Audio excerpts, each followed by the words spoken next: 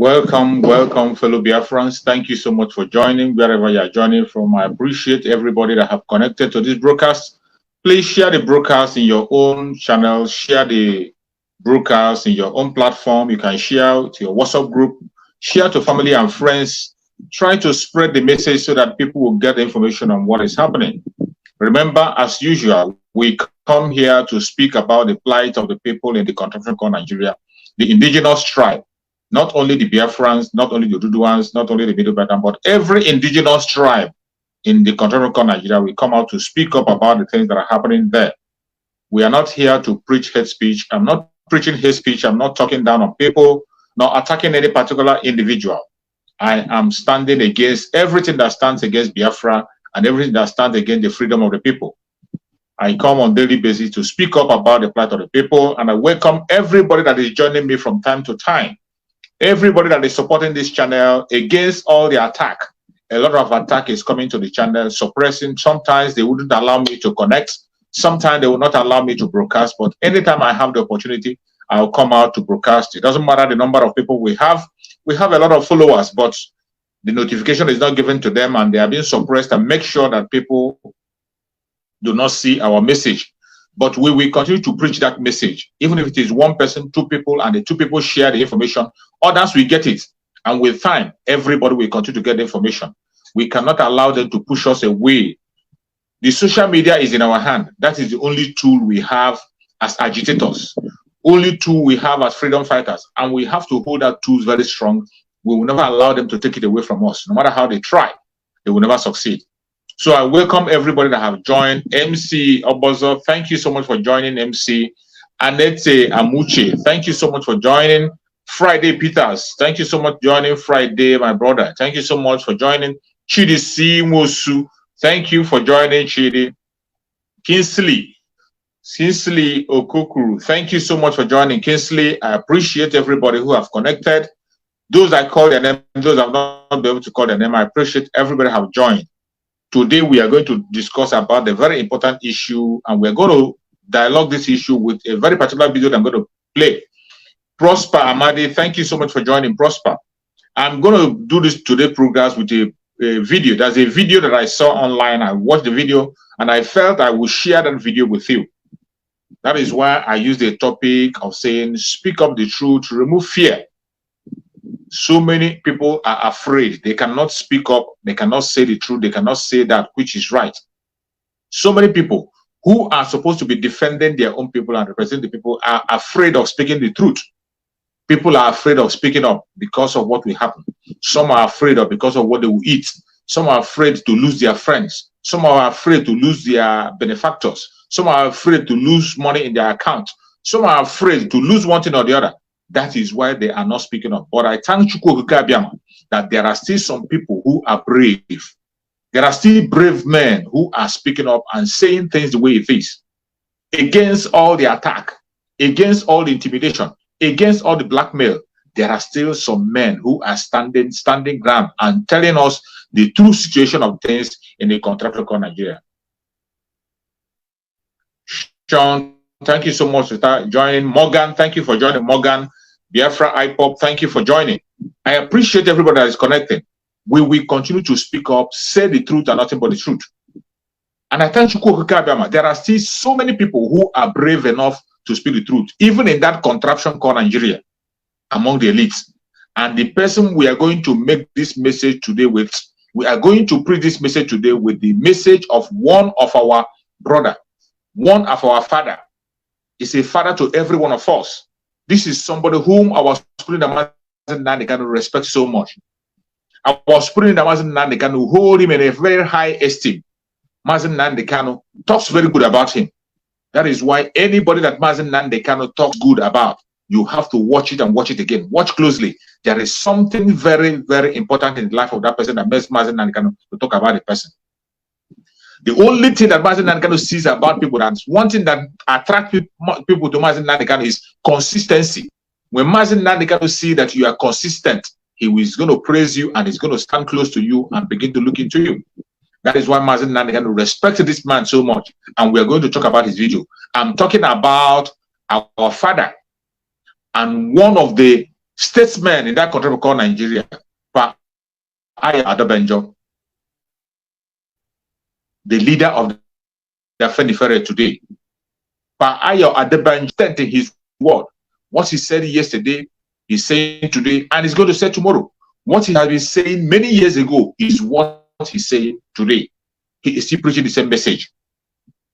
And no matter how they try to push him around and try to press him and try to confuse him, Adebanjo have always stand firm, speak true to the authority, and he has done it again. This video I'm going to share with you was one of the videos that was made in one of the conferences they are holding recently about their so-called Igbo presidency and whatever they're pursuing.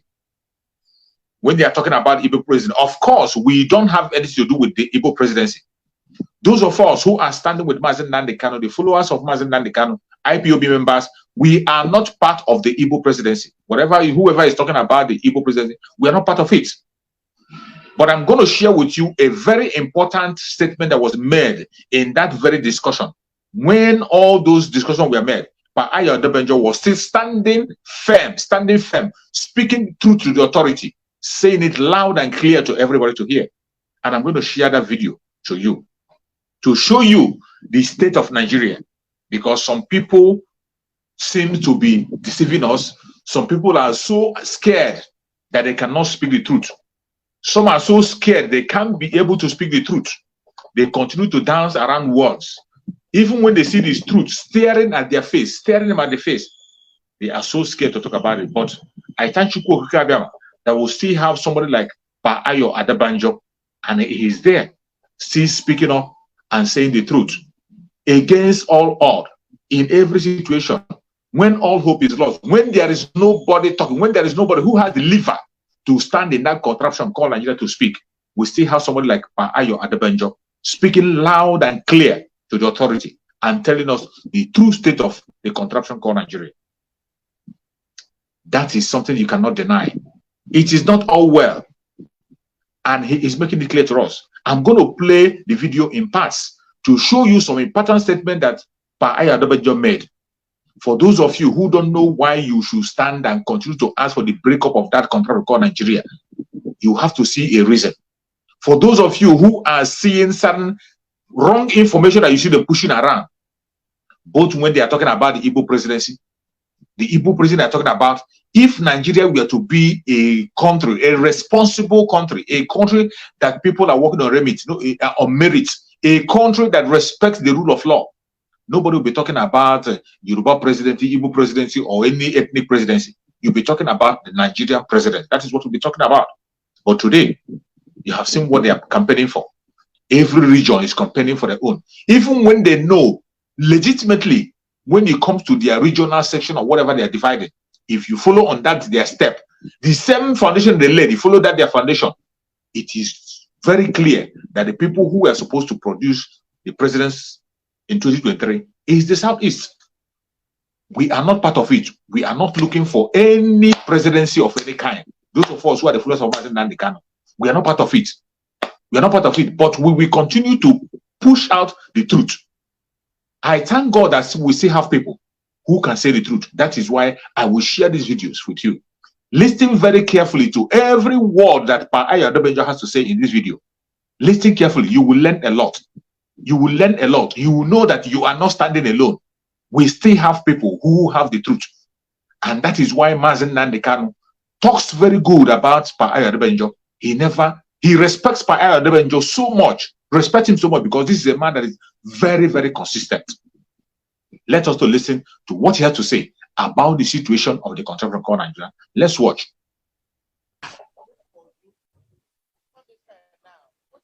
When I remember the struggle and the campaign I made for good luck, on the principle that every part of the country, no matter how small, you are entitled to the highest position in this country if we still want to be in Nigeria in peace, not by force.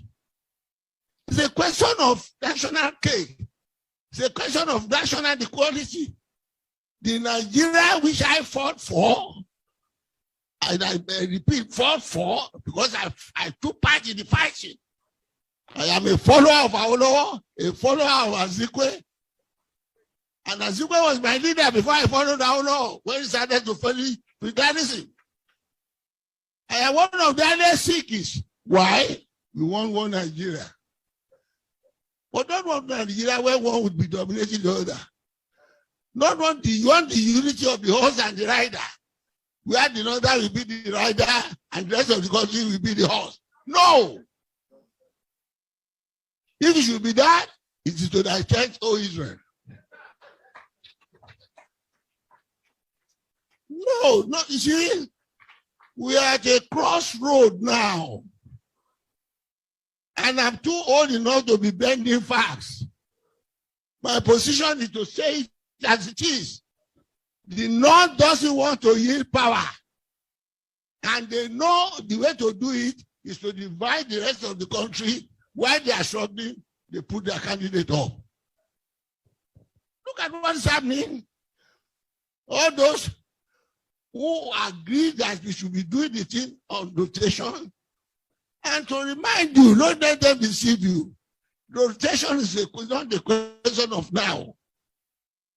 When we were making the Nigerian Constitution in 1960, in 1954, when that motion was passed, the North said they were not ready for independence.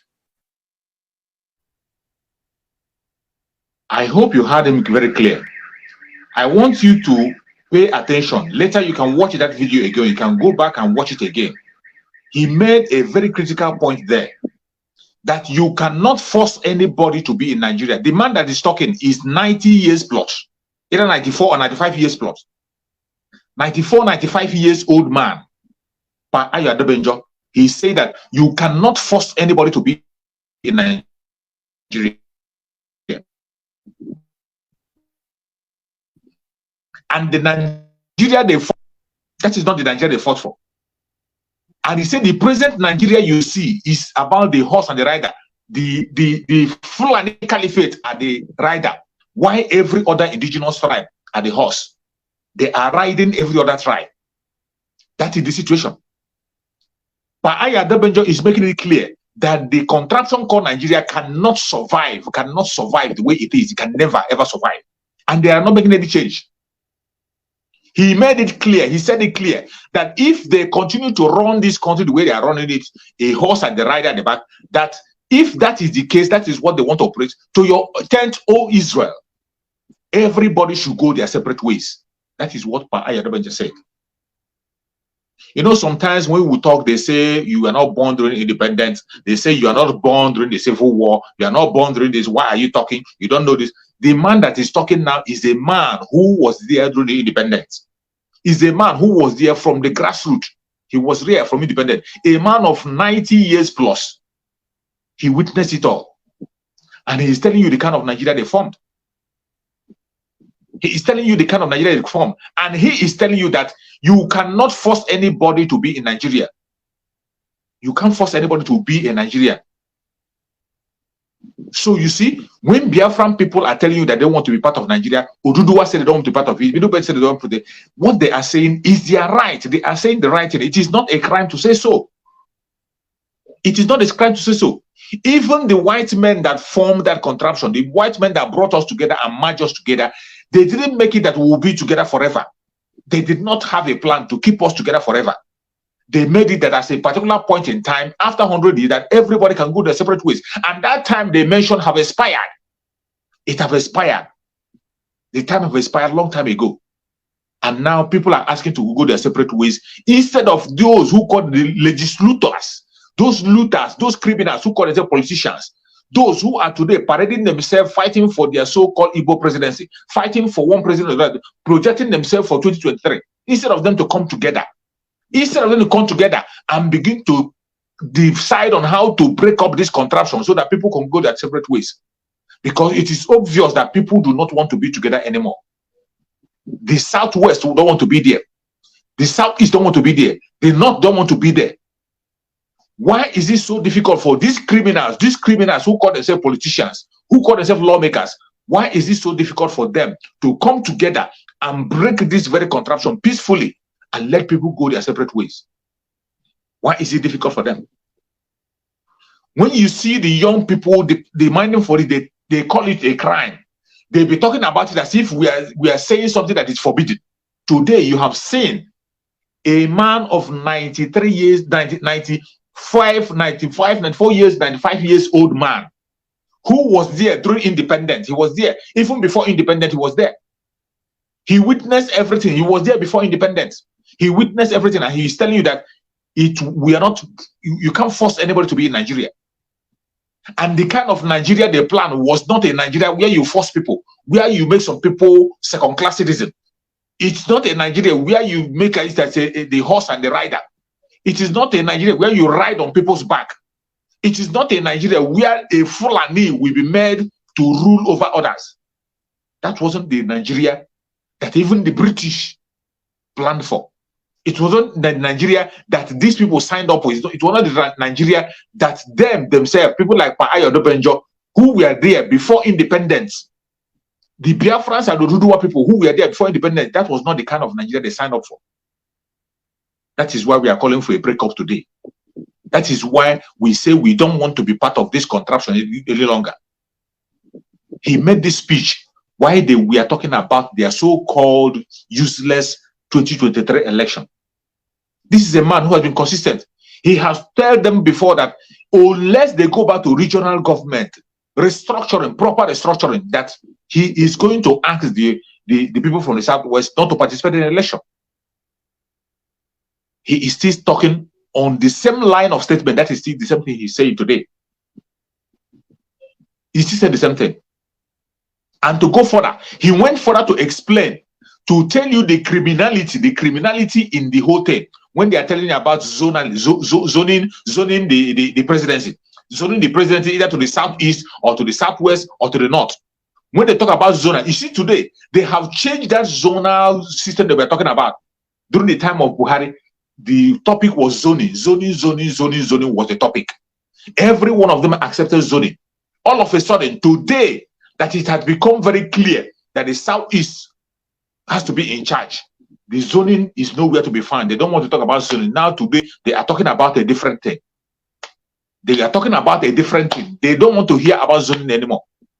That is the criminality we are talking about. No, we don't want to be part of this contraption. Even the 2023, we are not part of it. The only thing that will solve the problem permanently is a breakup. And I want you to listen again. What Adebanjo has to say. Listen carefully. Every single word Adebanjo is saying, you will learn a great lesson. This is a word of an elder, a man of 94, 95 years old. He was there even before independence. Listen to him, what he had to say about the issue of zoning that they're talking about today. Here.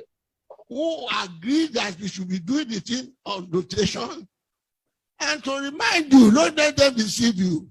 Rotation is not the question of now. When we were making the Nigerian Constitution in 1960, in 1954, when that motion was passed, the North said they were not ready for independence because they are very, very backward.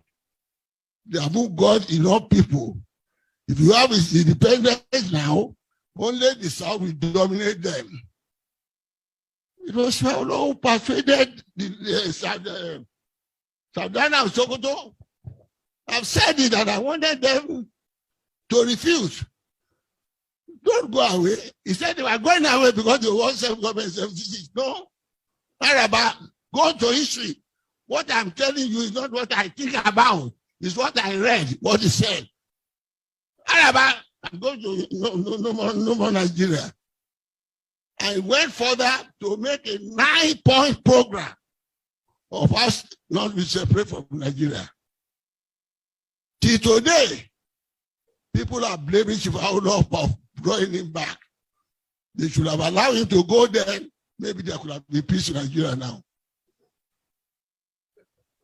You can't go. We can still be together if we have a different form of government that will give autonomy to give respect to natural to language, culture, and ethnic grouping. That was what they agreed to in London Constitutional Conference in 1954. And in order to carry this backward area along with us, and because I'm reading certain things in the papers, people are trying to distort history. Men, of course, they have cancelled history now. We still have history. We will read. We know how Northern region was brought back to be married to South because of bankruptcy. The British people could no longer contain Nigeria, this Northern Nigeria and Southern Nigeria. He amalgamated us in 1914. Okay. It was that condition that they are using on unity form of government that caused a lot of havoc in Nigeria until the 1954 Constitution that created premiership. Because when Clark was mentioning this transformation from to Biafran Constitution to this present one, what Biafran Constitution did was to give leader of each region, leader of government business.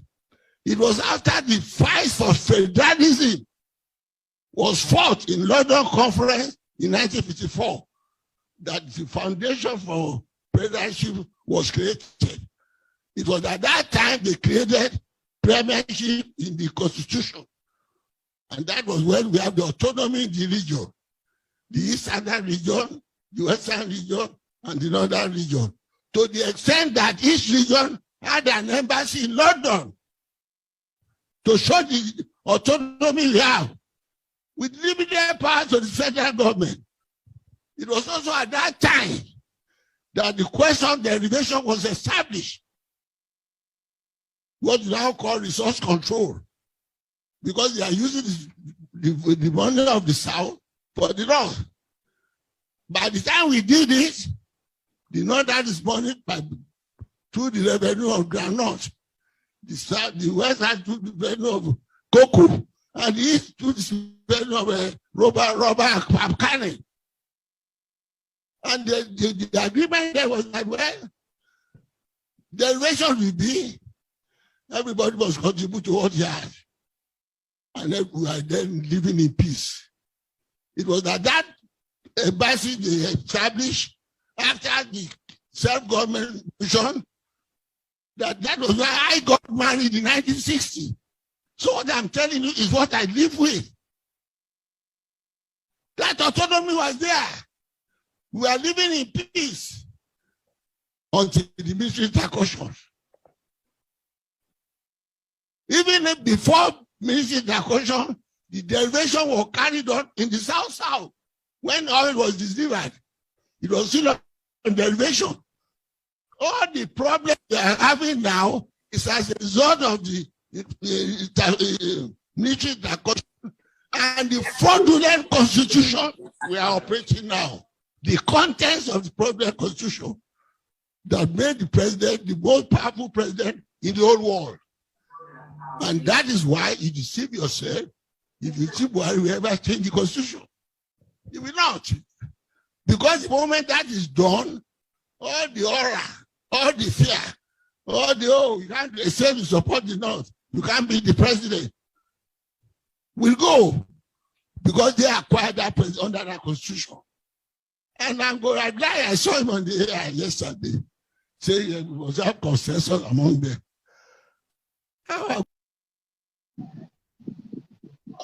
You have heard from him.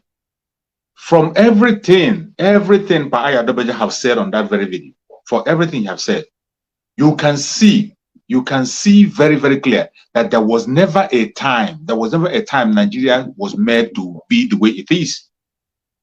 It was not made the way it is. You have seen, I used to say it on my program every time that these people were not even ready for independence. The North, the Fulanis were not even ready for independence. They were not ready. They were not ready. It was Awolowo and Dr. Naraziki where they were going for independence. The North were not ready. They said they were not ready. They were never ready. And it was because of their backwardness. He said it clearly. that they were so backward, so uneducated, and they cannot be able to fend for themselves. They needed people to depend on. That was why they could not be, they can't even stand for the independence. They refused it. They want to continue to depend on the British. But the Southwest, the Oduduwa people and the Biafrans, they were ready to go home. Not until Awolowo and Zik decided to wait. They waited and waited for this northern people that are creating this problem. And that waiting was what brought us to this problem. That he even said that at a point in time that the North even wanted to break away. They said even because instead of them to go for independence, they want to break away. They used the word they call Araba. I have heard that word Araba so many times. Araba, divide, let's divide. Araba is in history, but eventually they have distorted history in Nigeria. They no longer teach history. But when you are listening to people like this Adebanjo, a man of 95 years old, you are going to learn a lot. Many people have talked about that issue of Araba when they not wanted to break up. So today, when you see them talking about succession, they talk about the Biafran people trying to succeed, the Biafran people trying to break away, Oduduwa trying to break away. It will seem as if it is the Biafran and the Oduduwa people that started it. It was the North were the first people to make the attempt of breaking out of this control from Nigeria. The North were the first people to plan the breakaway, the issue of Araba. The North were the very first people that made move to break away from the control of Nigeria. All because of their selfishness, because they saw that the southern part of Nigeria had upper hand in everything.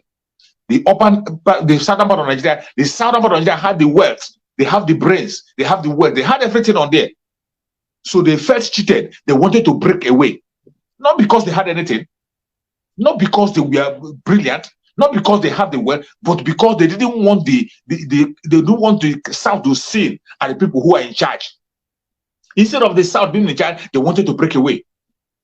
And the South had to reach compromise. Awolowo and Zik had to reach compromise to come down to their level in order to bring them back. They came down to, brought themselves down to their own level.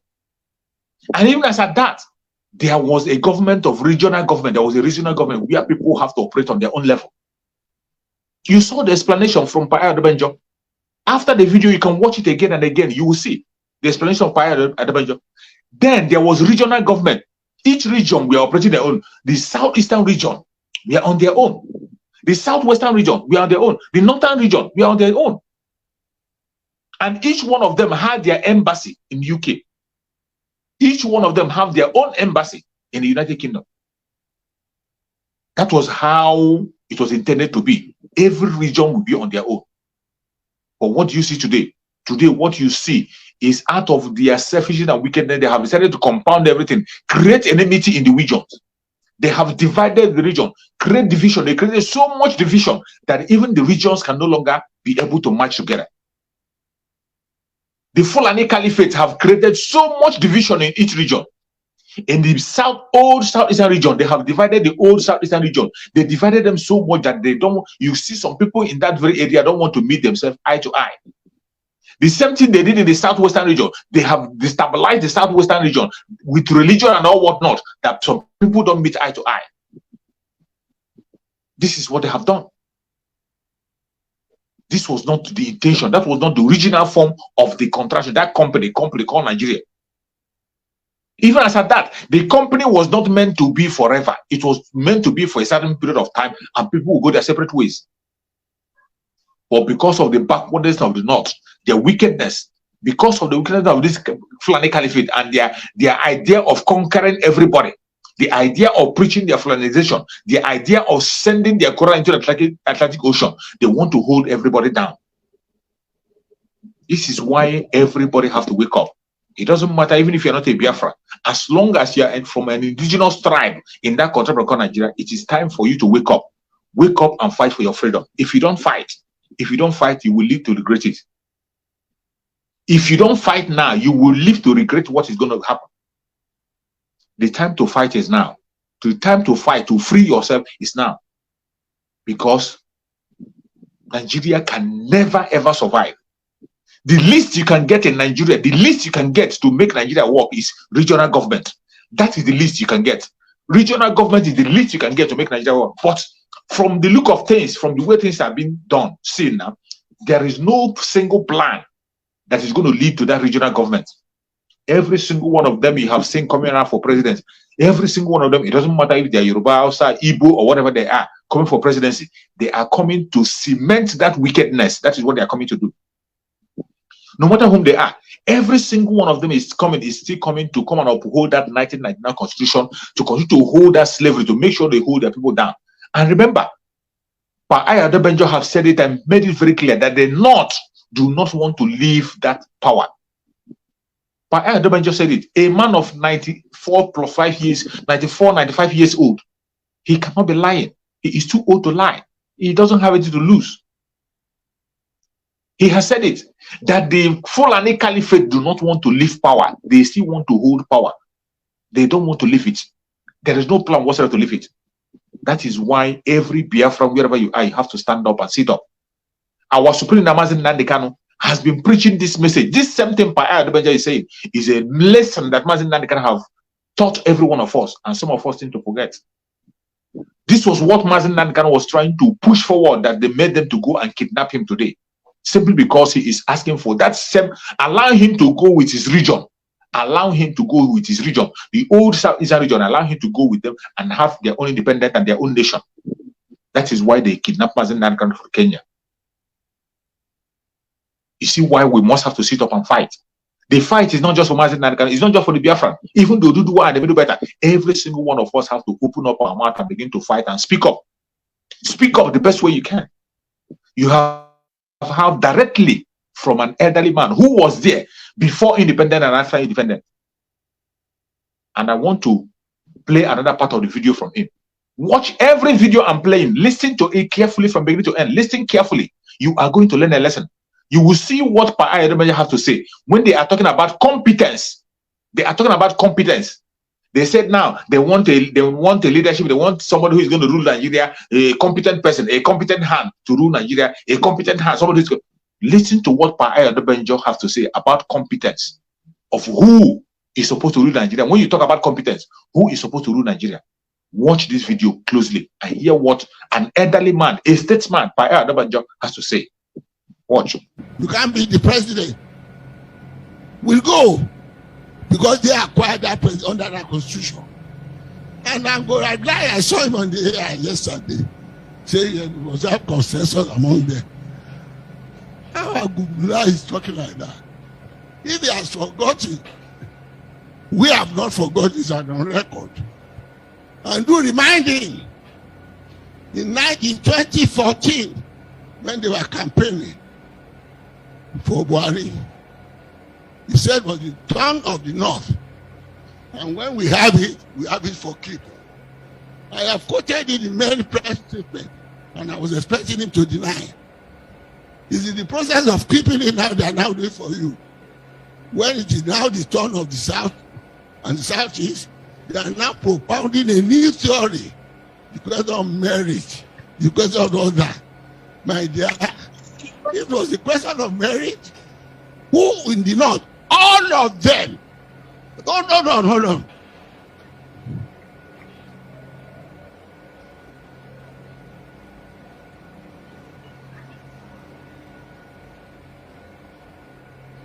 From Balewa down, with Awolowo and Shagari, and all that. If it's of merit, who will stand there? If there be based on merit today, the kingdoms come. The East alone will produce the president.